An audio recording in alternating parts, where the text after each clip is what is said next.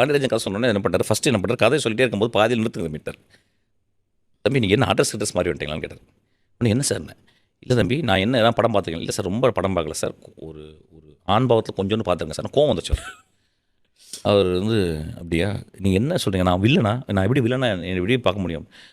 இல்லை சார் நான் அப்படிலாம் பார்க்கல சார், நான் வந்து என்னுடைய படத்துக்கு ஒருத்தர் சின்ன காமிக்கலாக இருக்கணும் லைஃப்பில், ஆனால் அவருக்குள்ள வில்லத்தனம் இருக்கணும், புள்ளமாக இருக்கணும், சிம்பிளாக இருக்கணும் சார். எனக்கு வேறு ஆக்டர் கிடைக்கல, உங்களை தான் எனக்கு ரொம்ப பிடிச்சது. அப்புறம் ஒரு நல்ல ஒரு வெட்டரான ஆக்டரும் வேணும் சார், ஒரு டேரக்டர் தானே எனக்கு கஷ்டம். அப்புறம் கன்வின்ஸ் ஆகிடும். நெக்ஸ்ட் என்ன சொன்னார், நான் வந்து மீசி எடுக்கணும் சார்.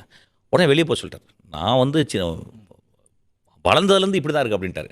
அப்போ ரொம்ப கரெக்டு சார், அப்போ நீங்கள் மீசி எடுத்தே ஆகணும் அப்படின்னு சொல்லிட்டு அப்புறம் அவரோடலாம் அந்த படம் ஃபுல்லாக சண்டை தான் அவரோட. ஏன்னா அவர் ஒரு டேரக்டர் வேறு. ஆமாம். என்னுடைய இயக்கம் வந்து அவருக்கு புரியுறதுக்கு வாய்ப்பே இல்லை. ஏன்னா நான் லென்ஸு சொல்லுவேன், நான் மூவ்மெண்ட் பண்ணுவேன், ஒரு டான்ஸ் மாதிரி ஆடிக்கிருப்பாங்க இந்த ஸ்பாட்டில். ஸோ அவருக்கு அது என்னன்றது அவர் கணிக்கவே முடியல. ஏன்னா அவர் வேறு மாதிரி